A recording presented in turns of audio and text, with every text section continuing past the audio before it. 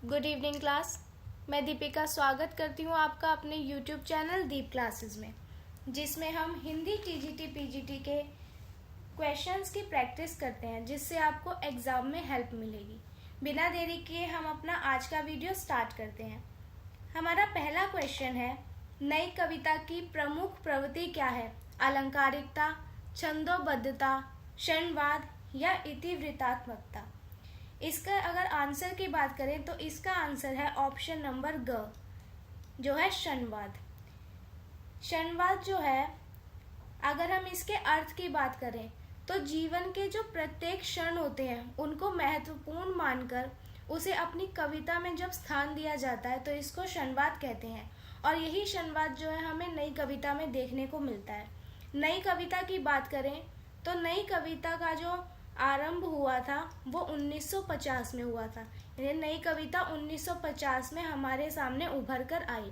अगर हम option number क देखें, अलंकारिकता, तो ये जो अलंकारिकता है ये हमें रीतिकाल की कविताओं में देखने को मिलती है। तो अलंकारिकता रीतिकालीन कविताओं में हमें देखने को मिलती है। ठीक है, नेक्स्ट हम बात करें छंदोबद्धता, तो इसे हम छायावाद की कविताओं में देखते हैं। तो ये जो है ये छायावाद की प्रमुख प्रवृत्ति है। और इतिवृत्तात्मकता, इसे हम कथात्मक कविताओं में देखते हैं, जैसे महाकाव्य और खंड काव्य। ये जो है ये इतिवृत्तात्मकता शैली के अंतर्गत आते हैं। अगर हम इसमें इतिवृत्तात्मक में जो ग्रंथ लिखे गए उनकी बात करें तो एक तो आ जाएगा रामचरितमानस,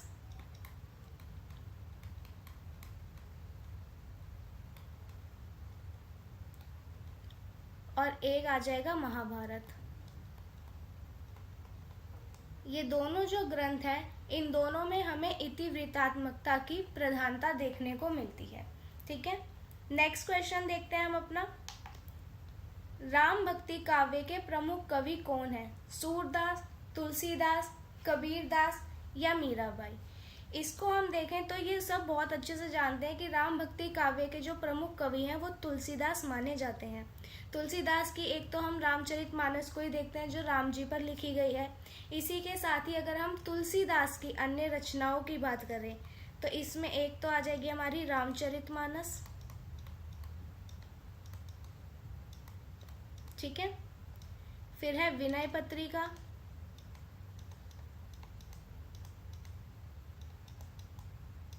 कवितावली, आप इसको मेरे साथ साथ नोट करते जाएं, गीतावली, दोहावली, बरवे रामायण,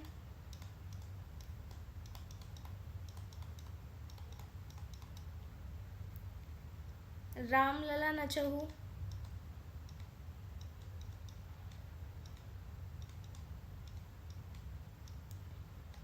श्री कृष्ण गीतावली,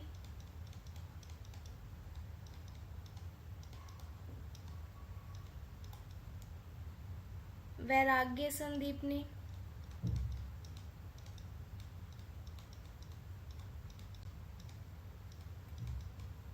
जानकी मंगल,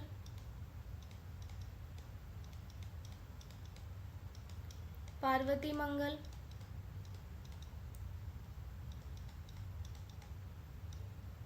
और एक है रामाज्ञा प्रश्न।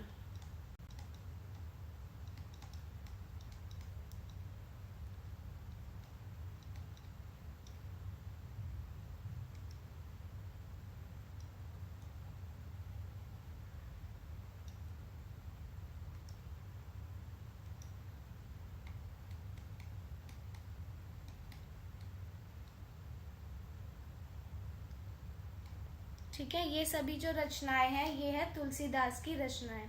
इसी के साथ जो हमारे अन्य ऑप्शन दिए गए हैं हम उन्हें भी देख लेते हैं। सबसे पहले अगर हम सूरदास की बात करें तो ये जो है कृष्ण भक्ति काव्य से रिलेटेड है। कृष्ण भक्ति काव्य, इससे सूरदास रिलेटेड है। मीराबाई की बात करें तो मीराबाई भी सूरदास की तरह ही कृष्ण भक्ति काव्य से हैं। और कबीर दास की बात करें अगर हम, तो कबीर दास जो है ये निर्गुण भक्ति के कवि हैं। ठीक है, देख लिया हमने यहाँ पे। आगे बढ़ते हैं हम अपने नेक्स्ट क्वेश्चन की तरफ। पद्मावत किस भाषा में लिखा गया है? ब्रज भाषा, अवधी, खड़ी बोली या मैथिली? अगर हम इसके आंसर की बात करें तो इसका आंसर हमारा हो जाएगा अवधी। पद्मावत जो है वो अवधी भाषा में लिखा गया है। पद्मावत की बात करें तो पद्मावत को मलिक मोहम्मद जायसी द्वारा लिखा गया।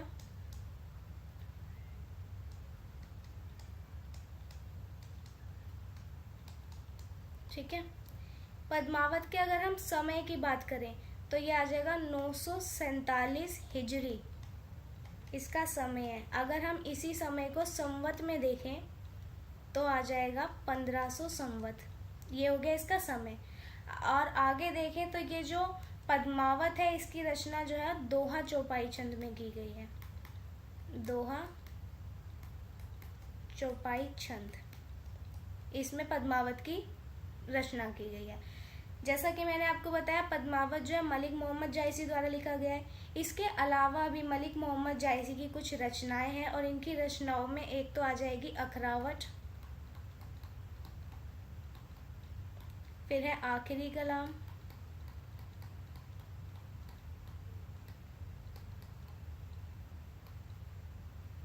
कहरनामा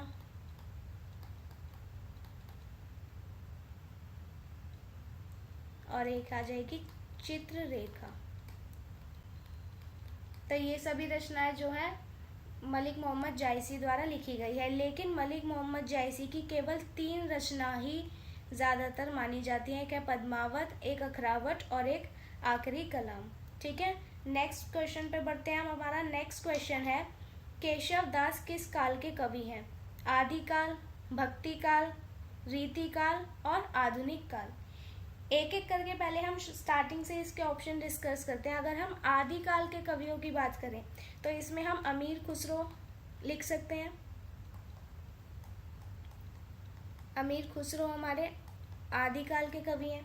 भक्ति काल में हम सूरदास लिख सकते हैं, सूरदास, कबीरदास, मीरा, ये सब।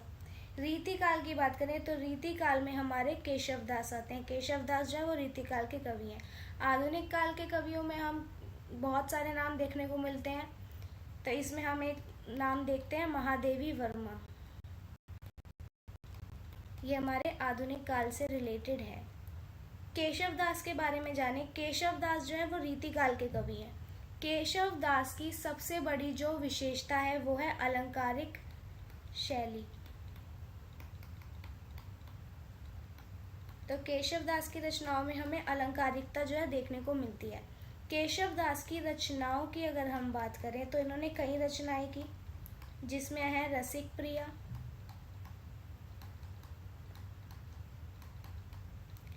कवि प्रिया, नक्शिक,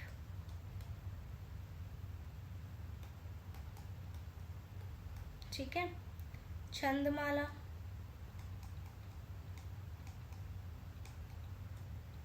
रामचंद्रिका,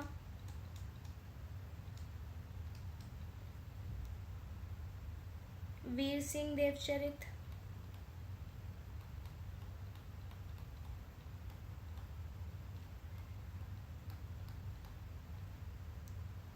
रतन बावनी,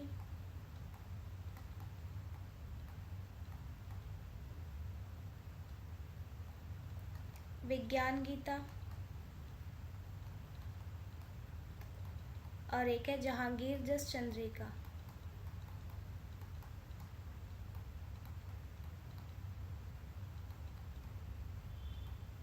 ये सभी जो है ये केशव दास की हमारी रचनाएं हैं। आगे बढ़ते हैं हम अपने नेक्स्ट क्वेश्चन की तरफ। प्रिय प्रवास किसकी रचना है? मैथिली शरण गुप्त, अयोध्या सिंह उपाध्याय हरिओद, राम नरेश त्रिपाठी या श्रीधर पाठक। इसके अगर हम आंसर की बात करें तो वो है अयोध्या सिंह उपाध्याय हरिओद। तो प्रिय प्रवास की जो रचना है ये अयोध्या सिंह उपाध्याय हरिओद ने की है। प्रिय प्रवास एक महाकाव्य है। इसकी जो रचना है वो 1914 में हुई थी। इसके साथ ही इनके 2 महाकाव्य और हैं। एक हमने प्रिय प्रवास देखा, एक है वैदेही वनवास। इसकी जो रचना है ये 1940 में हुई थी। और एक इनका महाकाव्य है पारिजात। इसकी रचना 1937 में की गई थी। ठीक है। अब अयोध्या सिंह उपाध्याय हरिऔध के कुछ काव्य संग्रह भी हैं। इनके काव्य संग्रहों को नोट करें। इनके काव्य संग्रह में है रस कलश,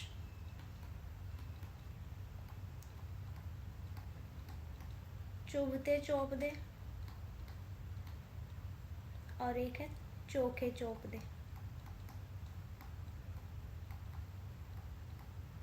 ये तीनों इनके काव्य संग्रह हैं। अगर हम इनके नाटकों की बात करें तो इनके नाटक हैं प्रद्युमन विजय,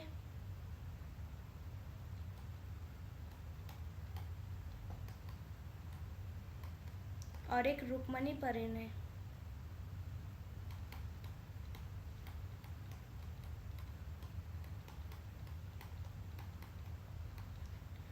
और अगर हम इनके उपन्यास देखें तो इनके उपन्यास में आ जाएगा एक प्रेमकांत, और इसके साथ है एक ठेठ हिंदी का इतिहास।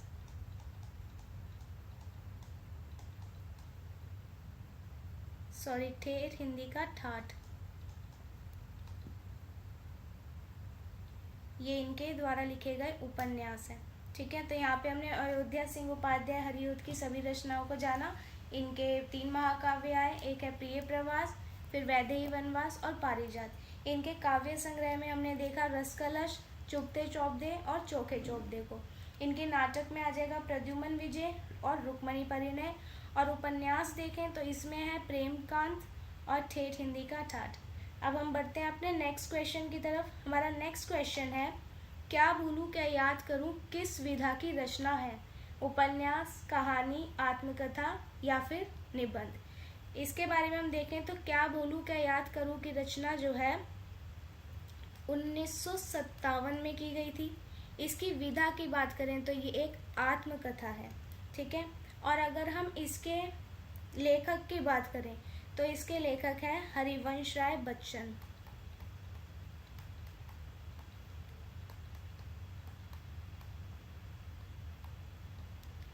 ये जो आत्मकथा है ये 4 खंडों में विभाजित है।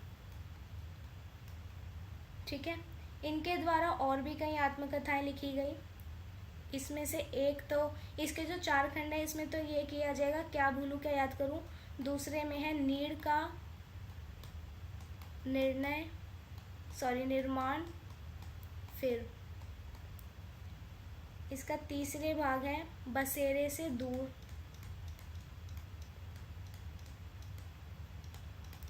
इसका चौथा जो है वो है 10 द्वार से सोपान तक।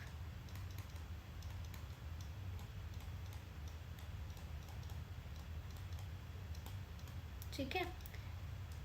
ये सब हरिवंश राय बच्चन की आत्मकथाओं के भाग हैं। अगर हम इनके काव्य संग्रह देखें, इन्होंने बहुत काव्य संग्रह भी लिखे। इनके काव्य संग्रह को एक बार देखते हैं।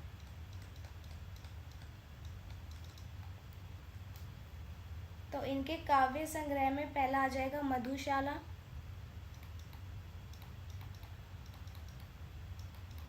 मधुबाला, मधुकलश। इन तीनों में मधु लग रहा है। एक मधुशाला, एक मधुबाला, एक मधुकलश। फिर है निशा निमंत्रण,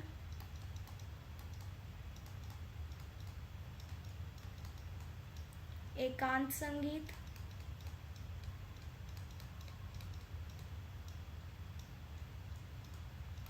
सतरंगिनी,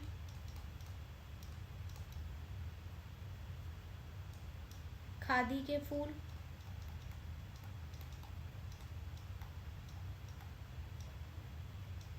दो चट्टानें, और एक आ जाएगा बुद्ध और नाचघर।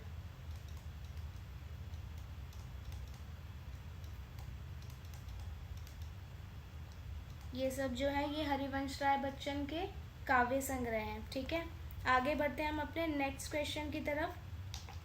परीक्षा गुरु उपन्यास के लेखक कौन है? लाला श्रीनिवास दास, बालकृष्ण भट्ट, भारतेंदु हरिश्चंद्र या फिर प्रेमचंद? तो इस उपन्यास के जो लेखक हैं वो लाला श्रीनिवास दास हैं। परीक्षा गुरु उपन्यास की बात करें तो इसकी रचना लाला श्रीनिवास दास ने 1882 में की थी। ठीक है, ये हिंदी का पहला मौलिक उपन्यास था जो समाज में नैतिक और शिक्षा के महत्व को दर्शाता था।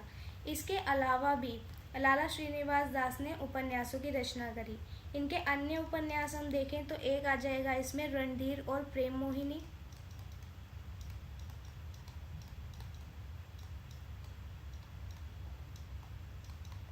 ये इनका अन्य उपन्यास है, और एक है संयोगिता स्वयंवर।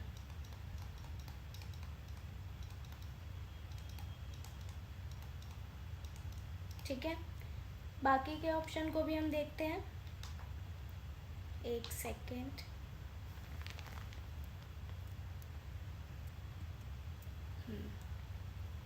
संयोगिता स्वयंवर,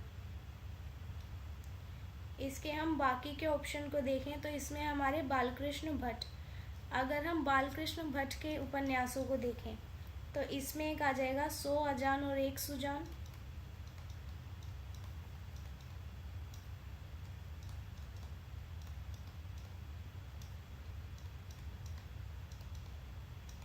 नूतन ब्रह्मचारी,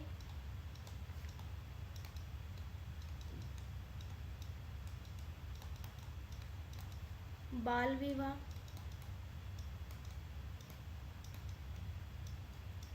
रेल का टिकट खेल, रेल का विकेट खेल,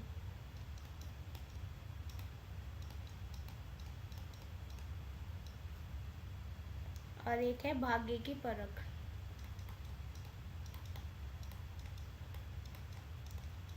ये सब जो है ये बालकृष्ण भट्ट द्वारा रचित उपन्यास है। अगर हम भारतेंदु हरिश्चंद्र जी के उपन्यास को देखें, भारतेंदु हरिश्चंद्र के उपन्यास, इसमें आ जाएगा अंधेर नगरी,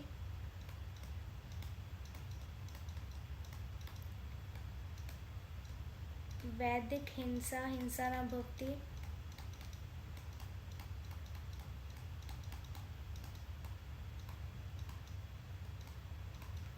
सत्य हरिश्चंद्र,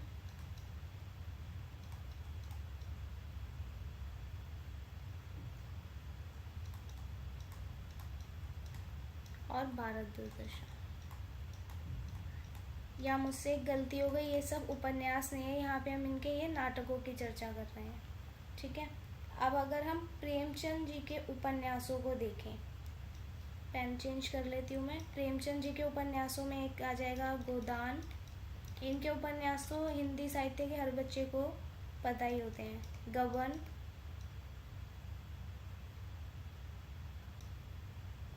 सेवा सदन, रंगभूमि, और एक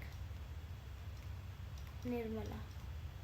ये सब जो है प्रेमचंद जी के उपन्यास हैं। ठीक है, आगे बढ़ते हैं हम अपने नेक्स्ट क्वेश्चन की तरफ। सूर्यमुखी अंधेरे के उपन्यास की लेखिका कौन है? अब हमें इस उपन्यास की लेखिका के नाम को बताना है। तो चारों ऑप्शन में जो हमारा ऑप्शन नंबर का है कृष्णा सोबती, ये सूर्यमुखी अंधेरे के लेखिका है। अगर हम इसकी बात करें तो इसकी रचना जो है ये 1972 में हुई थी। ठीक है, इसके अलावा भी कृष्णा सोबती के कई अन्य उपन्यास हैं, उन उपन्यासों को हम देख लेते हैं कृष्णा सोबती के। एक आ जाएगा जिंदगी नामा, ठीक है, एक है दिलो दानिश,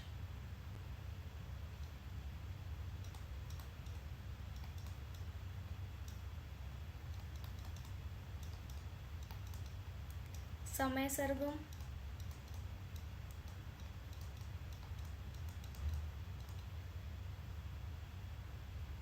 इनका समय भी हम देख लेते हैं। जिंदगी नामा है 1969 में, दिलो दानिश है 1993 में, समय सरगम है 2000 में। ये हमने कृष्णा सोबती के उपन्यास देखे। अब हम मनु भंडारी के उपन्यास देखते हैं। पेन चेंज कर लेती हूँ मनु भंडारी के उपन्यासों के लिए। इनके उपन्यासों में आ जाएगा आपका बंटी, 1971 में। महाभोज, इसका समय है 1969। एक आ जाएगा यही सच है, ये है 1966 में। और एक आ जाएगा इनका 1 इंच मुस्कान। ठीक है, 1 इंच मुस्कान की अगर हम बात करें तो ये इन्होंने सह लेखन में लिखा था, और इसका सह लेखन इन्होंने किया था राजेंद्र यादव के साथ। करेक्ट। अब देखते हैं हम उषा प्रेमवदा के उपन्यास। यहाँ पे मैं पेन चेंज करती हूँ इनके लिए। उषा प्रेमवदा के उपन्यासों को देखिए, इसमें आ जाएगा 55 खंबे लाल दीवारें,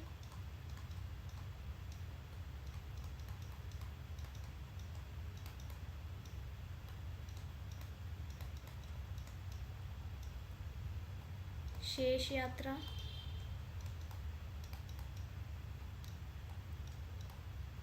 अलका,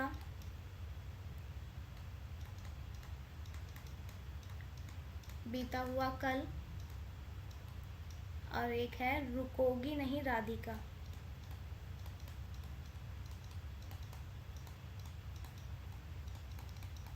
ये सभी उषा प्रेमवदा के उपन्यास हैं। अब हम शिवानी जी के उपन्यासों को देखते हैं।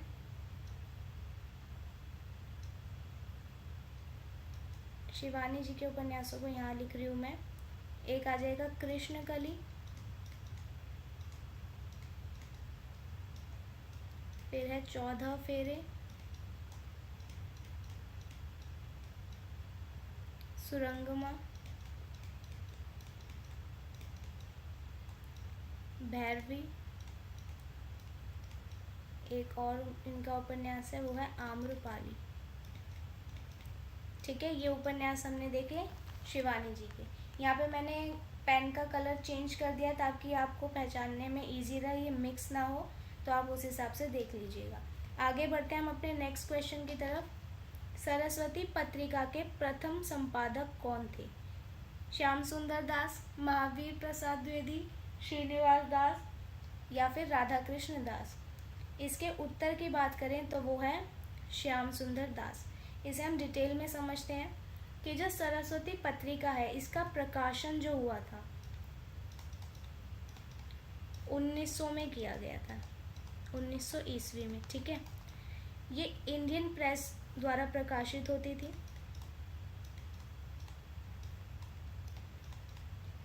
इलाहाबाद से।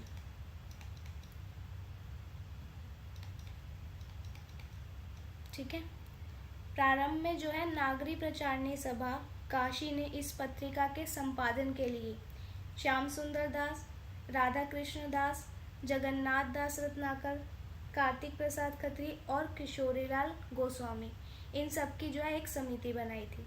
अगर हम 1903 ईस्वी की बात करें तो 1903 ईस्वी में जो इसके संस्थापक बने थे वो बने थे महावीर प्रसाद द्विवेदी।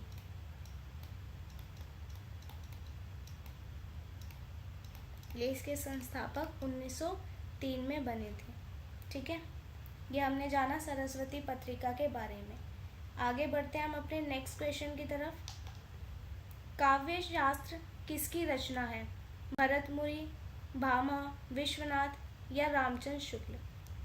तो जो काव्य शास्त्र है ये भरत मुनि की रचना है। ठीक है, भरत मुनि को जो है वो काव्य शास्त्र का आदि पुरुष माना जाता है। क्या माना जाता है इन्हें? काव्य शास्त्र का आदि पुरुष भरत मुनि को माना जाता है। इन्होंने जो रचना की थी वो नाट्य शास्त्र की रचना की थी, जो कि काव्य शास्त्र का जो है सबसे प्राचीन ग्रंथ है।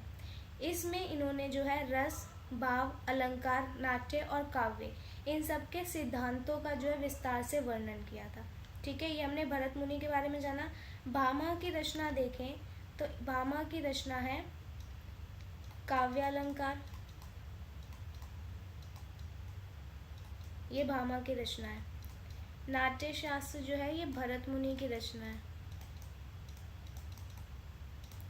विश्वनाथ की रचना है साहित्य दर्पण।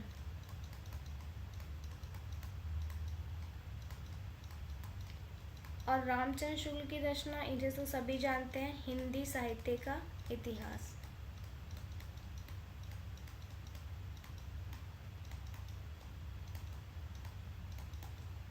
ठीक है, नेक्स्ट क्वेश्चन हम देखते हैं। संस्कृति के 4 अध्याय किसकी रचना है? रामधारी सिंह दिनकर, हजारी प्रसाद द्विवेदी, विद्यानिवास मिश्र या कुबेरनाथ राय? इसका आंसर है रामधारी सिंह दिनकर। संस्कृति के 4 अध्याय, ये जो है 1956 में प्रकाशित हुई थी। ठीक है, 1959 में इसे एक पुरस्कार मिला, वो है साहित्य अकादमी पुरस्कार।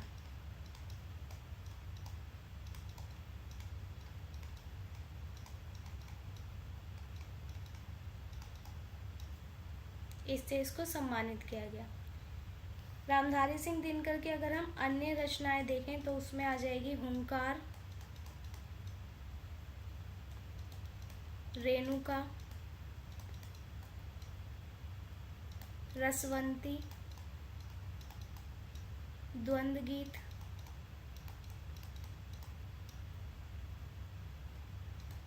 उर्वशी, रश्मिरथी और कुरुक्षेत्र। ठीक है, और ये संस्कृति के 4 अध्याय हैं, ये एक निबंध है, इसकी विधा निबंध है। इनके अन्य निबंध भी हैं, उन्हें हम देख लेते हैं। एक तो यही हो गया संस्कृति के 4 अध्याय। एक है परशुराम की प्रतीक्षा,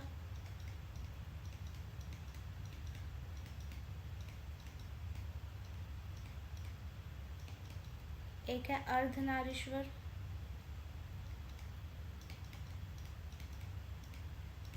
और एक है भारत की सांस्कृतिक कहानी।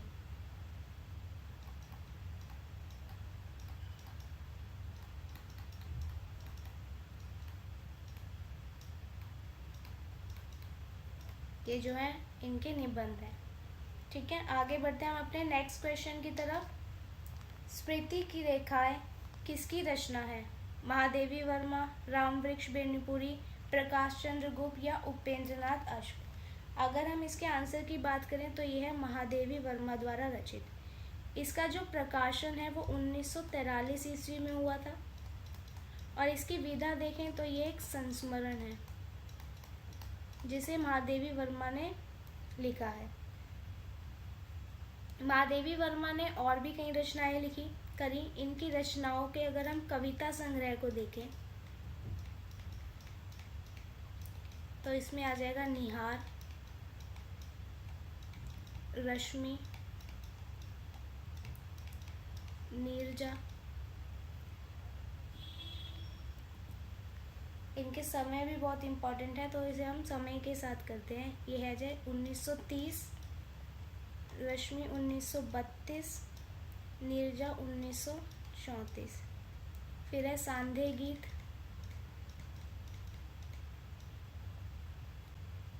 1936, दीप शिखा, इसका समय है 1942, सप्तपर्णा,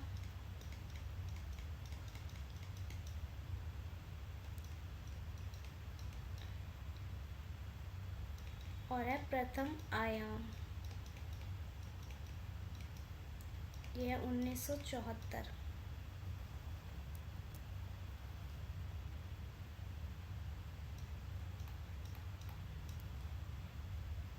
और एक है अग्नि रेखा।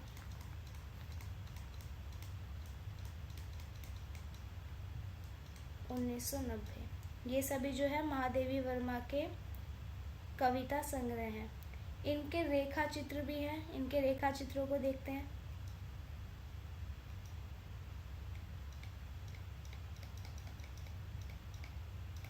एक है अतीत के चलचित्र,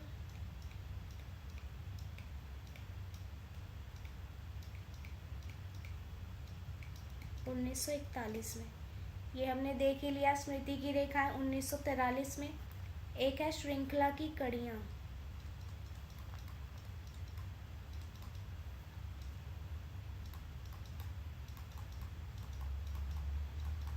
और एक है मेरा परिवार। ये सभी महादेवी वर्मा के रेखा चित्र हैं। आगे हम अपना नेक्स्ट क्वेश्चन देखते हैं। राग दरबारी किस प्रकार का उपन्यास है? सामाजिक व्यंग्य, ऐतिहासिक, मनोवैज्ञानिक या फिर आंचलिक? इसके आंसर से पहले हम इसके बारे में जानते हैं। राग दरबारी उपन्यास जो है ये श्रीलाल शुक्ल द्वारा रचित है। ठीक है, इसका जो प्रकाशन वर्ष है वो है 1968 ईस्वी। इस उपन्यास को साहित्य अकादमी पुरस्कार भी मिला।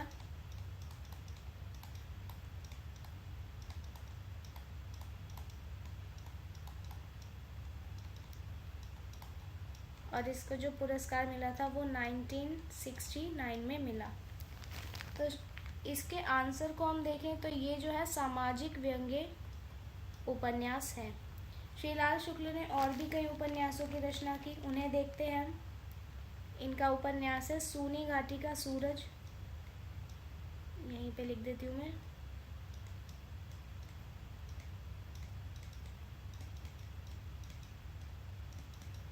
सूनी घाटी का सूरज 1957 में। अज्ञातवास,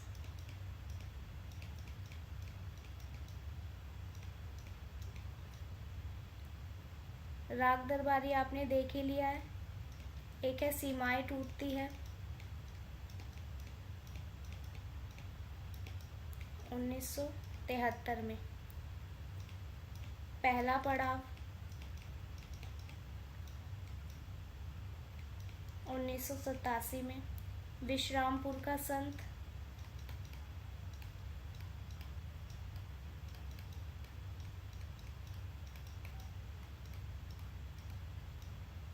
और एक है राग विराग 2001 में। ये सभी जो है श्रीलाल शुक्ल द्वारा रचित उपन्यास हैं। आगे हम अपने नेक्स्ट क्वेश्चन को देखते हैं। कोर्ट मार्शल नाटक के लेखक कौन है? स्वदेश दीपक, भीष्म साहनी, हबीब तनवीर या फिर मुद्रा राक्षस? इसके आंसर की बात करें तो कोर्ट मार्शल नाटक के जो लेखक हैं वो है स्वदेश दीपक। इसकी जो रचना है वो 1991 में की गई। स्वदेश दीपक के हम अन्य उपन्यासों को देखें, एक आ जाएगा जलता हुआ रथ,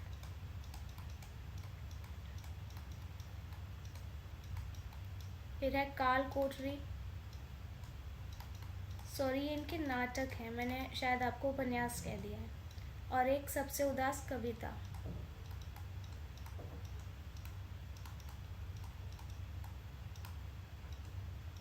ठीक है, आगे हम भीष्म साहनी जी के नाटकों को देखें।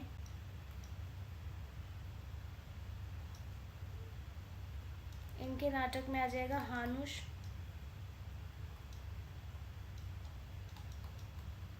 कबीरा खड़ा बाजार में,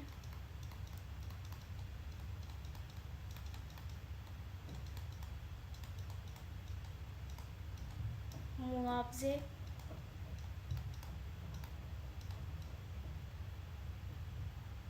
और एक है गुलेल का खेल।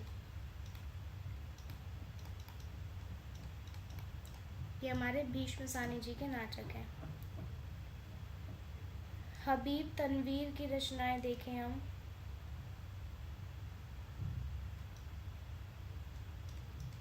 इनमें आ जाएगा चरणदास चोर,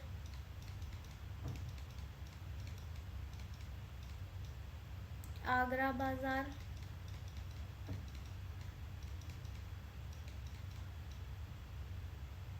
मुगल ए आज़म,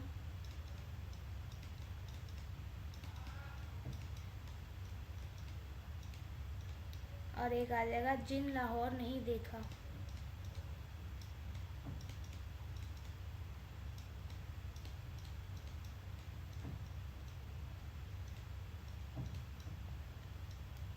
अब हम मुद्रा राक्षस द्वारा रचित नाटकों को देखते हैं। इसमें सबसे पहले आ जाएगा द्रोहकाल,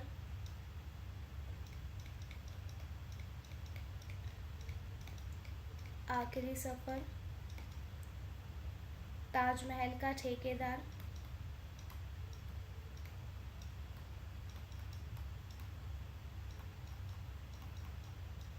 और है शब्दों का मसीहा।